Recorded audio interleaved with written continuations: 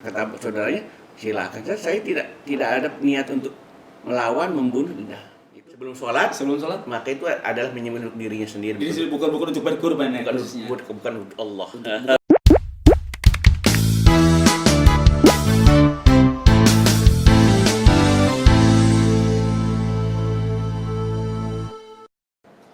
Assalamualaikum warahmatullahi wabarakatuh. Waalaikumsalam warahmatullahi wabarakatuh. Kembali lagi bersama channel Pesona Guru, wujudkan guru mempesona. Teman-teman sekalian, kali ini kita mendatangkan seorang narasumber tokoh agama. Beliau adalah Al-Ustadz Ayahanda Dr. Andes Husni Toyar MAG.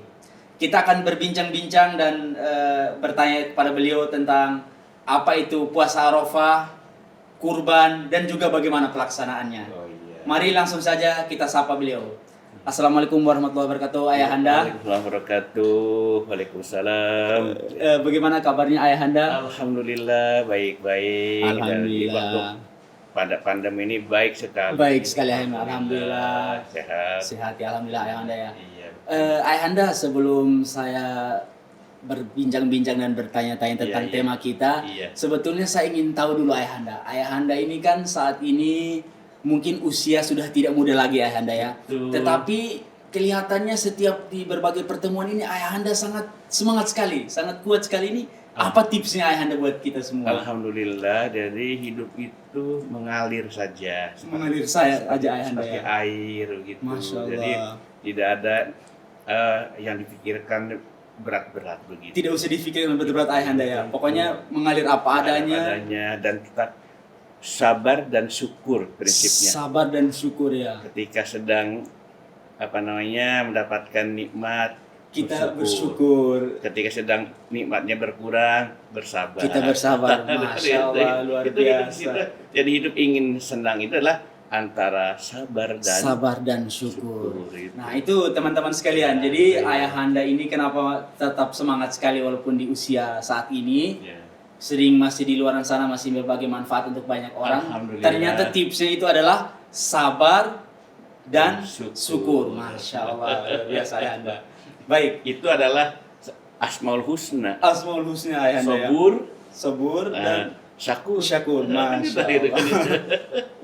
Luar biasa. Ini terima kasih sekali Ayahanda sudah menyempatkan diri untuk hadir di channel kami, di channel Pesona Guru. Sama-sama ya. Alhamdulillah. Baik, Ayahanda, kita ke tema kita hari ini. Sebetulnya kami ingin bertanya kepada Ayahanda. Iya. Apa itu puasa Arafah Ayahanda? Mungkin terkait sejarah, waktu, dan kenapa dianjurkan itu Ayahanda, puasa Arafah ini? Jadi puasa Arafah itu adalah puasa sunnah. Puasa sunnah ya Ayahanda ya. Sunnah muakkadah. Sunnah muakkadah. Sunnah yang ditekankan, dianjurkan betul ya. Supaya dilaksanakan. Luar biasa. Itu berarti sunnah muakkadah yang memang dianjurkan. Itu untuk siapa aja Ayahanda? Untuk orang-orang yang tidak melakukan haji. Untuk orang-orang yang tidak melakukan haji. Berarti yang saat ini melakukan haji dia tidak dianjurkan. Tidak dianjurkan, bahkan tidak dibolehkan. Dilarang puasa orang sedang wukuf di Arafah. Nah, ini kan sekarang tanggal 8 Zulhijjah. Ya. Nah, kesempatan ini juga 8 Zulhijjah itu adalah untuk di Indonesia ini adalah hari dideklarasikannya Muhammadiyah. Masya Allah. Sekarang ini Muhammadiyah berarti sudah berusia 111 tahun dari Hijriyah. Ya, mudah-mudahan makin mencerahkan. Ini termasuk salah satu Ayahanda ini mudah-mudahan makin tetap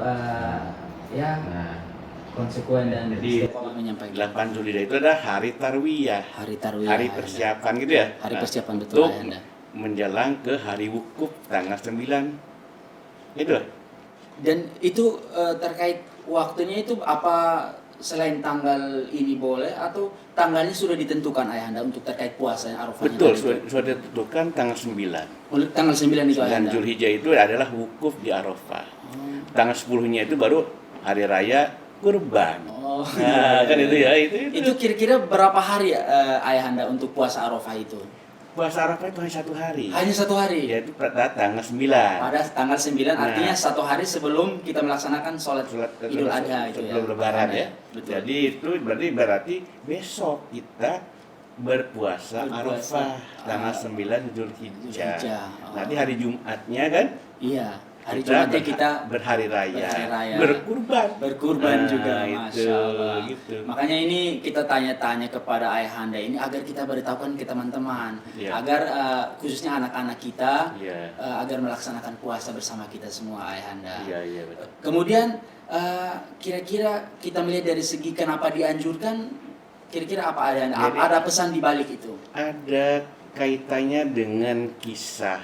Kaitannya dengan kisah. Kisah Ini menarik Nabi sekali kisah Ibrahim dengan Nabi Ismail. Nabi Ibrahim dengan Nabi Ismail. Jadi Nabi Ibrahim itu mempunyai istri, namanya salah satu istrinya adalah Ibu Sarah, Ibu Sarah. Bunda Sarah. Betul sekali Bunda Dan Sarah. kemudian ada Bunda Hajar. Bunda Hajar. Nah, kalau Bunda Sarah itu nanti melahirkan namanya Ishak, Namanya Nabi Ishak. Ishak. Masya Allah. Kemudian kalau Bunda Hajar itu melahirkan Ismail, Nabi Ismail. Nabi Ismail. Nah, oleh Allah diperintahkan Diperintahkan untuk berpuasa. untuk mengembara Oh, untuk mengembara. ke daerah yang tandus kering, tidak ada air, tidak ada kehidupan, tidak ada pohonan, pokoknya ada semua sepanjang penglihatan itu hanya batu-batuan. Masya Allah. Nah, itu, Berarti yang itu adalah nanti itu di Mekah. Di Makkah itu artinya tujuannya untuk menguji keimanan, Keimanan Ibrahim, keimanan istrinya Hajar. Nah, gitu. luar biasa. Itu sudah apa namanya sampai di Mekah ditinggal oleh Allah, disuruh tinggal Ya, tinggal berdua Hajar dengan Ismail. dengan Ismail. Luar biasa ayahanda. Kemudian ini kan terkait yang dianjurkan itu ayahanda ya. Berarti dengan dari perjalanan itu artinya Allah ingin menganjurkan kita berpuasa bagaimana untuk kita meneladani perjalanan hidupnya tadi ayahanda. Betul. Jadi kan dari itu kan jadi apa namanya ketika itu tidak ada air sehingga Tidak Ibu ada Hajar itu tidak bisa menyusui lagi kan habis air susunya. Nah, maka beliau melihat itu di Bukit Sofa. di Bukit Sofa. Ada di Marwah sana itu sekitar apa itu? Sekitar berapa Ratus meter itu ya. itu kelihatan seperti ada air. Ternyata sampai di sana tidak ada air. Itu seperti Fata Morgana bukan Luar ini biasa ya. ya. Tidak ada air. Tidak ada. Akhirnya bolak-balik sampai 7 kali mencari. Nah, ketika pas balik lagi ke sofa, kemudian yang apa namanya Ismail sedang meronta-rontai kakinya bergerak-gerak, Iya. muncullah air. Itulah yang dikatakan air Zam-Zam. Itu yang dikatakan air Zam-Zam. Ya, itu kemudian dari perjalanan itu tadi ya, terutama kenapa puasa itu dianjurkan ya. Lalu sejarah awal kurban itu sebetulnya sejak kapan ayahanda? Sejarah awalnya itu. Nah, sejarah itu dari sejak zaman Nabi Adam. Sejak zaman Nabi Adam. Sudah ada. Sudah ada Nah, kurban. Itu ada kisah dalam Quran itu, Iya. ada kisah Habil dan Qabil. Ada kisah Habil dan Qabil. Iya, itu adalah putra dari Nabi Adam. Nabi Adam. Habil dan Qabil diperintahkan berkurban. Untuk berkurban. Nah, dua-duanya berkurban. Oh, seperti Tetapi itu ayahanda. Qabil kurbannya yang buruk-buruk. Yang buruk-buruk, Habil yang yang baik-baik. baik. Nah, ternyata kurbannya yang buruk, Qabil tidak diterima oleh Allah. Akhirnya marah, mau membunuh saudaranya. Membunuh saudaranya. Kata saudaranya, silakan saja, saya tidak ada niat untuk melawan, membunuh, tidak. Itu Artinya di situ dia sabar, Nah, dia ikhlas sabar. menerima Jadi apa yang ada Allah kesabaran dan ada ketaatan. Masya Allah. Jadi Habil itu anak yang taat dan sabar. Anak yang sabar ya. Benar. Kemudian ayahanda, kalau sering seperti kita dengar ya bahwa sejarah kaitan kurban ini terutama khususnya dengan Nabi Ibrahim dan Nabi Ismail itu kira-kira seperti apa anda? Mungkin cerita singkatnya seperti apa awalnya sehingga Nabi Ibrahim memerintahkan Nabi Ya. Ismail untuk berkurban atau mungkin keduanya. Jadi begini, itu ketika Nabi Ismail berangkat besar sedikit bertumbuh Tumbuh semakin dewasa. Ya. dan itu dididik oleh Ibunya, Ibu Hajar menjadi anak yang taat, Anak yang taat, anak yang- berakhlak mulia, cerdas lagi. cerdas, masya Allah. Nah, ketika sedang itu Ibrahim itu ada mimpi Ada mimpi bahwa bahwa mimpinya itu menyembelih Ismail. tapi dengan ketaatannya itu beliau melaksanakan juga, masya Allah. Itu bayangkan Ibrahim itu sudah sepuh, sudah tua dan belum punya anak. Anaknya Ismail itu Ketika punya anak satu disuruh sembelih. sembelih lagi. Sehingga ini ujian bagi Artinya Ibrahim. ujian ini benar-benar berat, Apakah ya. cinta kepada Allah itu lebih tinggi atau tidak? Atau iya, Nah, luar ketimbang biasa. cinta kepada anak. Nah, ini menarik Oh, sekali, seperti cinta itu. kepada artinya cinta kepada dari orang tua kepada anak dan juga sebaliknya dari anak untuk orang tua. Iya. Nah, ini menarik sekali Ayahanda. Kemudian kalau kita kaitkan khususnya untuk anak-anak saat ini, kira-kira ada nggak kaitannya Ayahanda? Kaitannya antara pesan yang disampaikan oleh Nabi Ibrahim, antara Nabi Ibrahim dan Nabi Ismail kepada anak-anak kita saat ini, yang mana anak harus taat kepada orang tua dan orang tua harus sabar juga membimbing anak. Itu bagaimana Ayah? Ada itu justru ketika disampaikan kepada anaknya. Nah ini Disampaikan kepada anaknya. tidak lantas mimpi lantas Langsung disembelih. disampaikan dulu. Justru oleh Ibrahim, anakku sayang, ayahanda ini bermimpi diperintah oleh Allah untuk menyembelihmu. Bagaimana pendapatmu?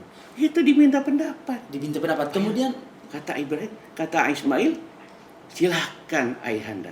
Insya Allah saya akan menjadi orang-orang yang sabar. Masya Allah, Nah, itu artinya ketaatan yang luar biasa antara ayah dan Taat anak. anak. Taat kepada Allah dan mau mengorbankan apapun untuk Allah. Masya Allah, Itu. luar biasa, teman-teman. Hatta sampai pun nyawa. Sampai punya harta, nyawa bahkan dikorbankan ayahanda ya.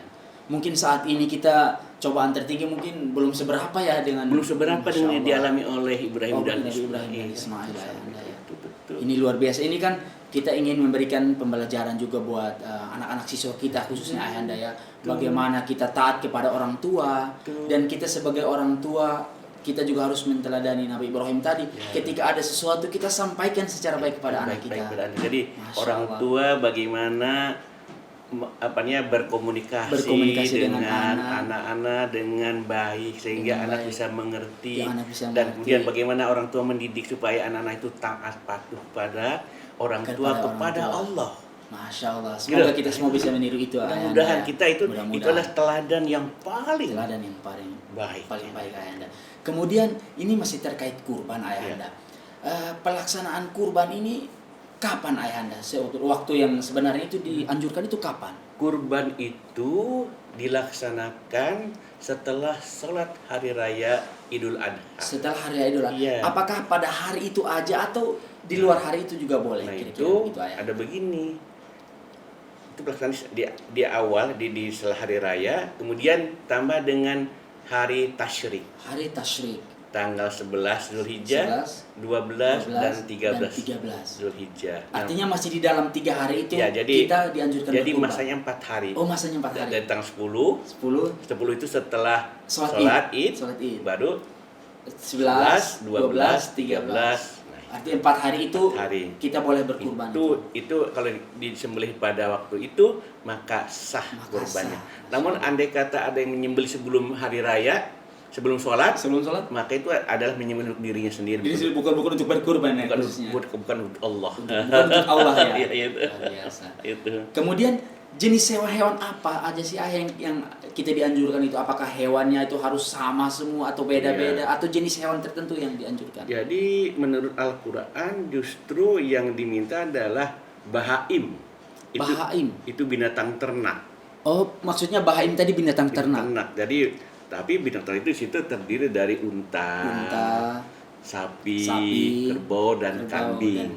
Kambing ada kambing domba, Iya, ada ya, kambing domba, ada ya, kambing jenis-jenis biasa, macam-macam. itu sama Iya. aja.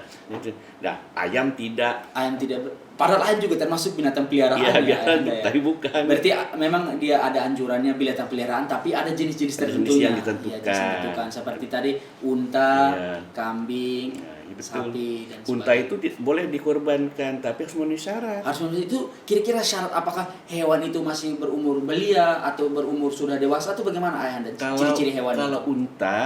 usianya minimal 5 tahun. 5 tahun itu berarti, waduh, Yang tahun itu sudah boleh disembelih disembelih untuk korban. untuk kurban. Kalau sapi kerbau 2 tahun. Kalau sapi dan kerbau 2 tahun. Kalau kambing 1 tahun. Kalau kambing 1 tahun itu sudah boleh ya. Boleh Ayahanda, itu. ya. Kemudian juga ada syaratnya lagi. Itu apa itu syaratnya Ayahanda? Ada pokoknya binatang itu tidak cacat, Tidak cacat pertama. tidak ya. pincang, Tidak pincang, tidak sakit, tidak sakit, tidak kurus kering. tidak kurus kering juga ya. Berarti memang benar-benar hewan itu harus hewan terbaik Ayahanda ya. Iya. Selain memenuhi syarat dari umur tadi, Ya. selain itu hewan juga harus sehat. Apakah itu hewannya harus jantan atau betina atau bagaimana Ayahanda? Boleh betina, Boleh betina, boleh jantan. Asalkan masuk syarat tadi syarat Ayahanda tadi, ya. ya. Pernah Rasul juga berkurban dengan 2 kibas, itu domba besar itu. 2 kibas itu maksudnya domba besar tadi. Iya, itu yang cantik kalau gitu. Cantik. Jadi yang menarik, Yang menarik kalau Ayahanda. dilihat itu menarik. Dan ada tanduknya. Dan ada tanduknya, Masya Ada Allah. tanduk itu. Oh ya, Ayahanda kan saya juga pernah dengar itu selintingan katanya pada zaman sahabat itu ketika mereka ingin berkurban, mereka kan belinya jauh-jauh hari sebelumnya, lalu mereka kasih makan, mereka gemukkan dulu. Iya, betul. Apakah kita juga harus meniru seperti itu Ayahanda agar hasil kita bagus gitu? Ya itu baik sekali. Maka sekarang ini banyak. Jadi itu adalah menjadikan orang-orang di sekitar kita itu memelihara Memelihara untuk dikurbankan itu. Iya, makanya saat ini hanya seperti kita lihat di tempat-tempat pembelian, Iya. itu kan biasanya sebulan sebelum atau beberapa Sudah minggu ada, kan? sebelum kita datang, kita sudah beli. Iya. Mereka yang pelihara. Dipelihara betul. Berarti Jadi seperti sudah itu ya? dipesankan 1 bulan sebelumnya, tapi dipelihara oleh yang penjual Berarti itu. secara tidak langsung kita sudah meniru apa yang dilakukan para sahabat ya Ayahanda ya. Betul, jadi supaya sehat, Supaya gitu kan? sehat. Makin gemuk, gitu kan Makin- itu. makin bagus Ayahanda ya. Luar biasa. Oh ya Ayahanda. Nah, kemudian yang terakhir ini kepada siapa sih daging kurban itu kita bagikan Ayahanda? Itu daging kurban itu hebat daging kurban. Yang berkurban boleh mengambil. Yang berkurban boleh mengambil. Orang miskin, fakir miskin boleh, Boleh ada haknya. Ada haknya. Tapi orang-orang biasa juga bisa. Guru Ada haknya juga?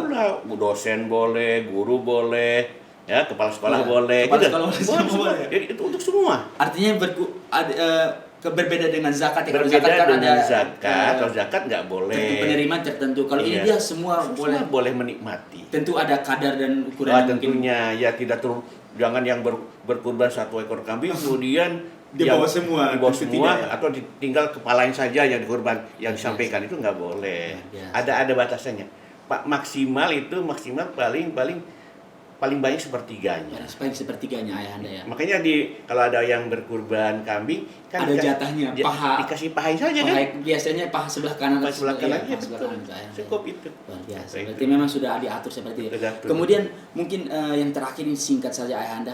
Apa sih manfaat terbesar dalam kurban itu Ayahanda?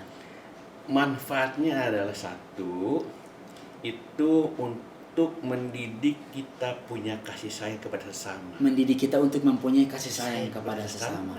Kan tidak semua orang sama, tidak semua orang bisa makan daging setiap hari. Ada yang bisa. Ini kan setahun sekali. Setahun sekali ini kita berkurban atas nama Allah, kita berbagikan untuk kepada berbagi. sesama. Nah, gitu. Masya Allah. Yang kedua juga untuk melatih ketaatan kita kepada Allah Subhanahu wa Ta'ala. Jadi melatih kita untuk saling kasih sayang, melatih untuk ketaatan kita kepada Allah. Kan itu jadi itu baik sekali. Luar biasa. Jadi teman-teman, seperti itu bincang-bincang kita dan pertanyaan-pertanyaan kita tentang bersama Ayahanda. Di sini Ayahanda sudah memberikan berbagai macam keilmuannya kepada kita. Terima kasih banyak Ayahanda Sama-sama, yang sudah memberikan manfaat yang banyak untuk teman-teman di luar Dan sana. untuk para anak-anak, Para anak-anak khususnya Ayahanda ya. Coba dibaca nanti di rumah, ada surah Al-Kautsar. Surah Al-Kautsar itu kaitannya dengan kaitan dengan kurban. dengan Quran, Masya Allah. Inna a'tainakal kautsar fasholli rabbika wanhar inna syani'aka Luar biasa Ayahanda ya sudah memberikan kita ilmu yang banyak. Teman-teman di luar sana sudah kemudian sudah dengar apa manfaat-manfaatnya, mulai dari puasa Arafah, Ya. sejarah kurban, kemudian teknik pelaksanaannya. Teman-teman, jangan lupa tetap ikuti channel kami di channel Pesona Guru. Jangan lupa like, comment, subscribe, dan share untuk teman-teman semua. Sampai ketemu lagi bersama saya. Wassalamualaikum warahmatullahi wabarakatuh. Assalamualaikum warahmatullahi wabarakatuh. Terima kasih banyak. Sama-sama. Ya. Iya, iya.